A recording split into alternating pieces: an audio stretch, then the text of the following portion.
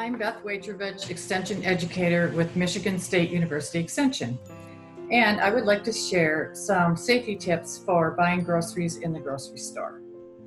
So, grocery store practices have been in the news lately. There are some simple steps that you can take to limit your exposure to germs and pathogens when you are purchasing foods in the grocery store. Before you even leave home, there are some things to consider.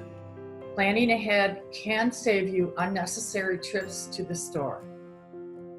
So check your pantry, your refrigerator, and your freezer to find out what foods you have on hand currently that you can use to feed you and your family.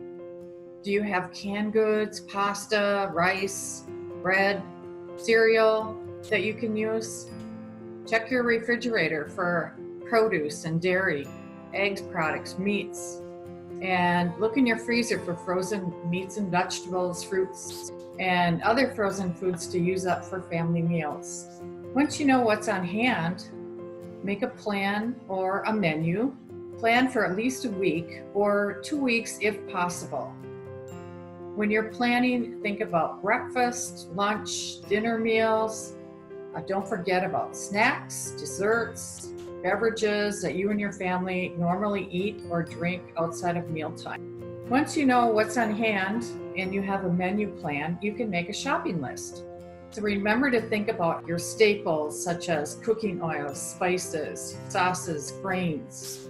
It helps to plan your store list by sections of the store so you can be more efficient in the store. And you want to be prepared to be flexible about ingredients if some ingredients are in short supply. So think about that when you're planning your meal and doing your shopping list. Can you substitute another type of vegetable or meat or grain in the recipe? Before you go to the store, good idea to bring a supply of hand sanitizing wipes from a purse pack, or even just put some in a plastic bag for wiping your hands after you are touching high hand contact surfaces, such as handles on cooler doors. When you get to the store, you want to use the sanitizing and disinfecting wipes. Choose your shopping time very carefully. You want to go when the store is less busy, perhaps earlier in the day. And if you are susceptible to respiratory illness or you're older, your store may have special shopping hours that limit the general public from shopping during those hours and allow you to go when there are less people in the store. Do not bring any unnecessary people to the store.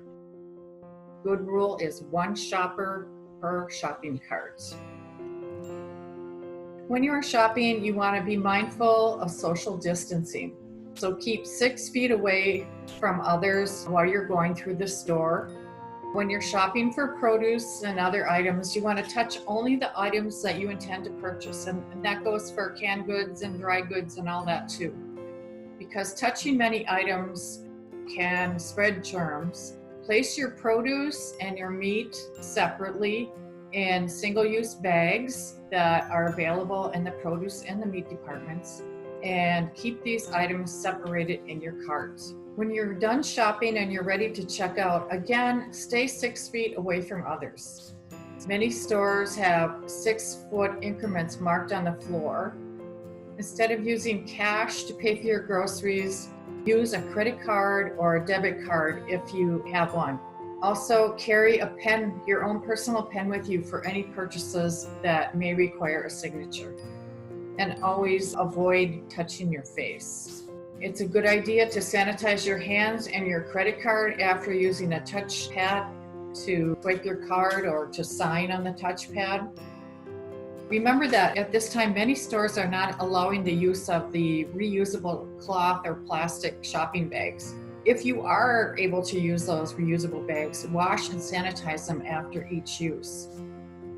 And most importantly, when you arrive at home, wash your hands after you bring in your groceries and wash them again after you are done putting your groceries away.